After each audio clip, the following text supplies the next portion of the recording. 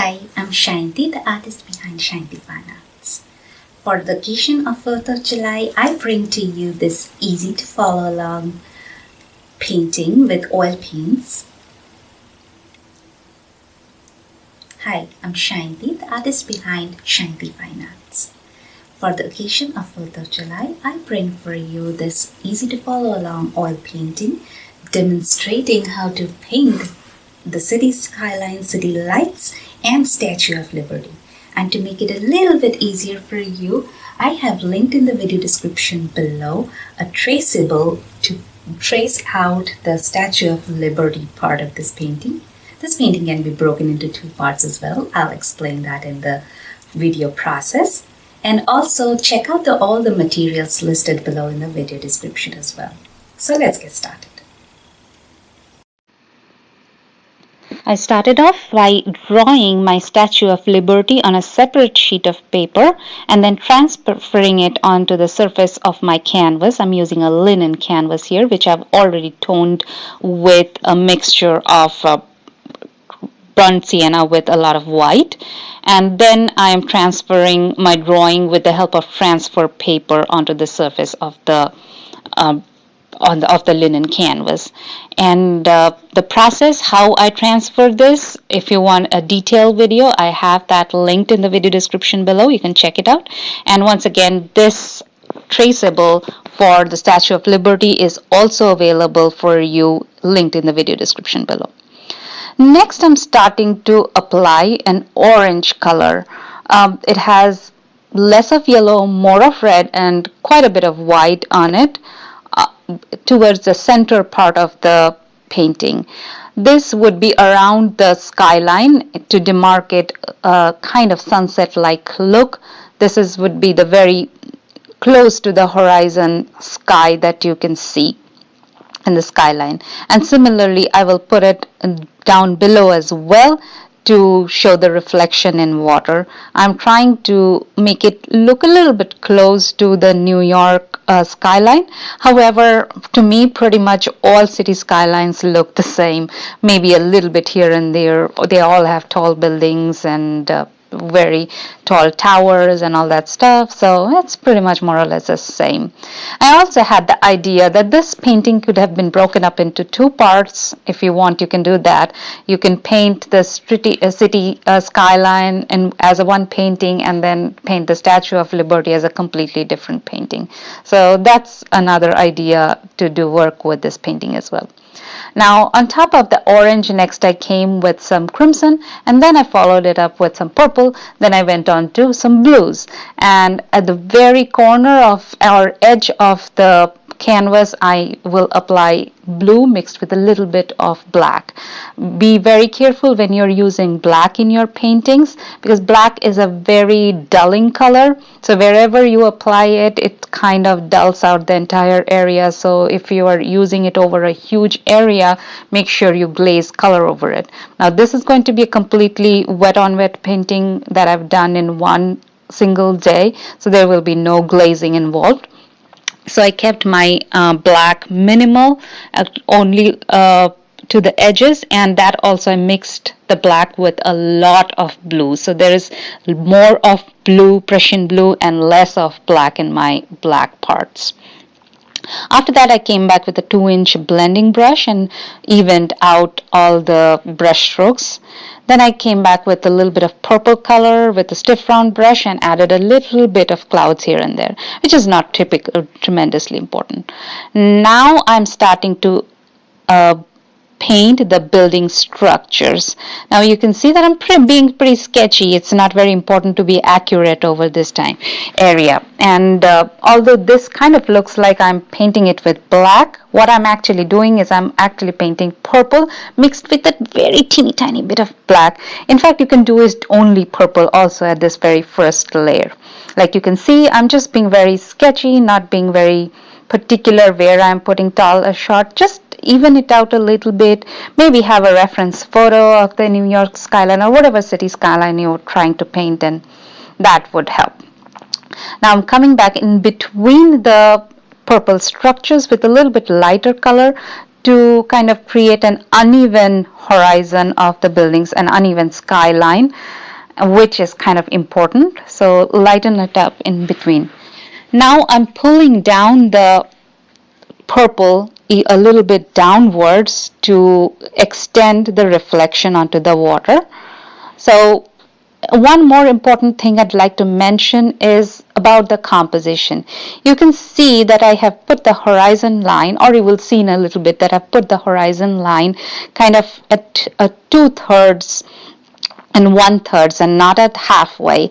It's following the rule of thirds, which is one of the very important things in painting compositions. Please do not put your horizon line right in the middle. It just spoils the whole composition. Similarly, you will see that the Statue of Liberty is on one side instead of being in the center. That is also following the rule of thirds, which is also important. Now you can see I'm extending the reflections down onto the water a little bit, and I've darkened some of the structures quite a little bit by adding more black this time. Now I'm coming back with my detail brush and adding a lot of light, or rather dots that represent city lights. Some of the dots are created by mixing white and blue, and in some cases I have used white and orange, and some cases I have used white and yellow. That kind of gives a difference in the different kind of lights. Sometimes I've also used the edge of a flat brush to demarcate some of the lights. Unfortunately, it is the nature of oil paints that it reflects a lot of oil, a lot of light. When it is wet, it reflects even more light, and that is why there is a lot of glare. But I think you can still very well understand what I'm doing over here. Now you can see that I am applying a lot of light colored paint, which is actually white mixed with a little bit of yellow, and creating kind of like a broken straight line. What it is doing, it's kind of establishing the horizon line, and I'm creating the same line a little bit below also, which is the reflection of the lights at the horizon line. It doesn't have to be exactly even because the shoreline is not even. However, you should make it level. It should not be like one side is tremendously up and the other side is tremendously down. It can be a little bit uneven, but still kind of level. Continuing on to put different kinds of lights to demarcate the city lights on the buildings.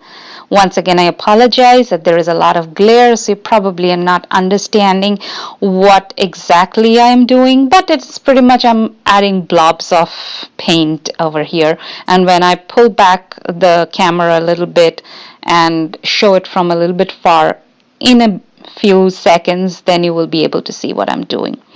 Adding a little bit more lights towards the horizon, smudging it out a little bit, and in the reflection you will see that this is kind of important because it kind of creates a very nice shadow kind of look.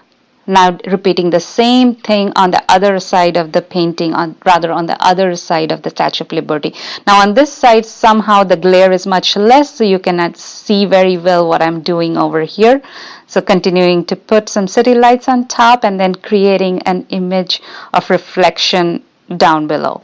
So that's what the city lights look like. Now I'm starting off with my Statue of Liberty. And what I did here is create a very dark mixture of Prussian blue with a touch of black, like almost no black and a lot of Prussian blue.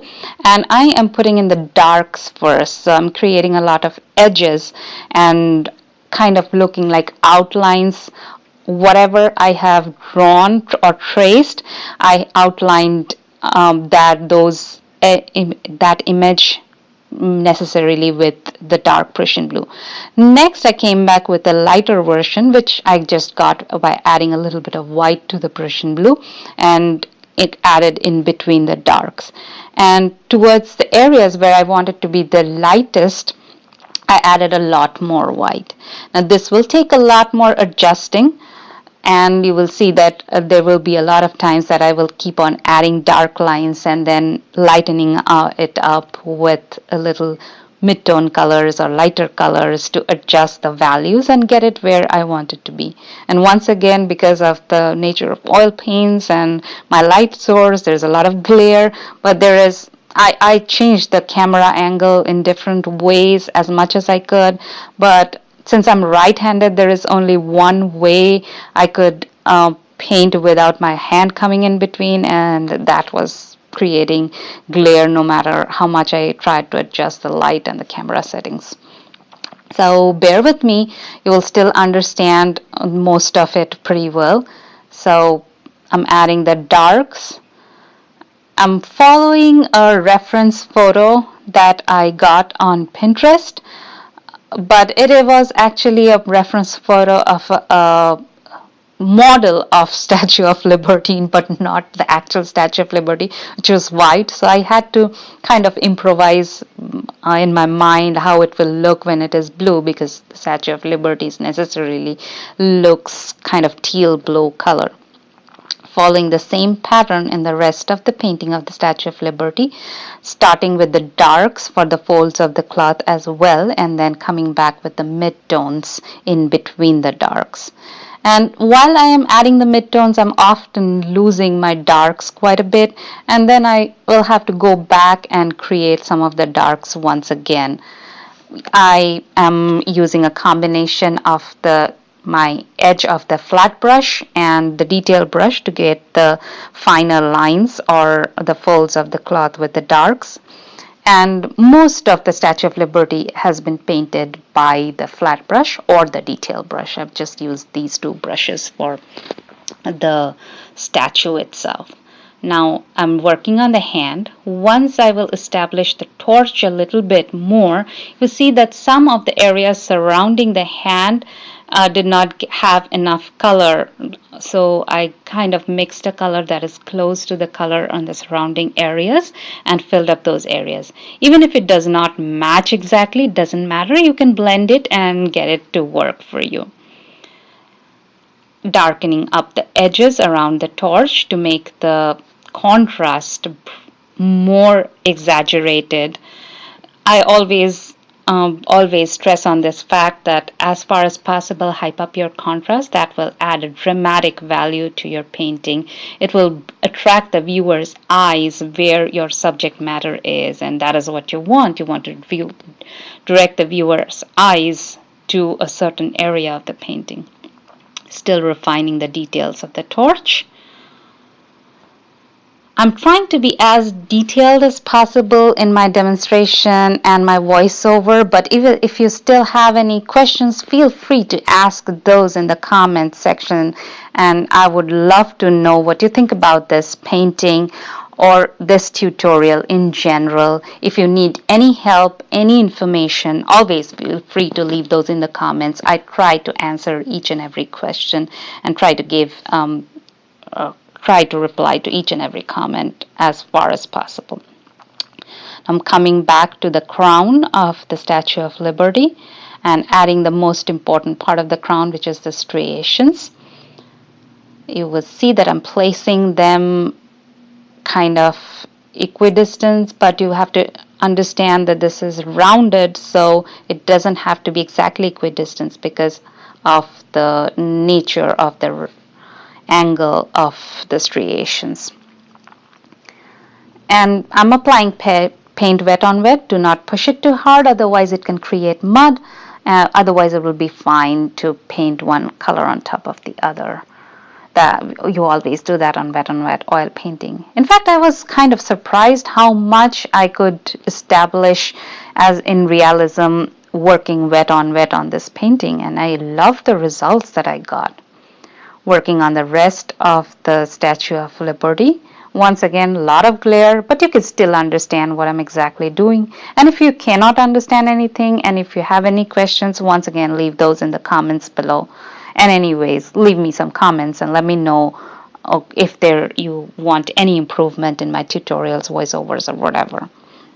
I'm always a sucker for more feedback, so that helps me improve. If you like the video, do give me a thumbs up, and as usual, I will ask you to subscribe if you're not already subscribed. And when you subscribe, hit the subscribe button and also hit the notification bell so that you get a notification every time I post a new videos, which is generally twice every week, Wednesdays and Fridays in the evening EST hours. So there we come to the very end of the painting, adding the July 4th letters. And that is all about this painting. Thank you for watching.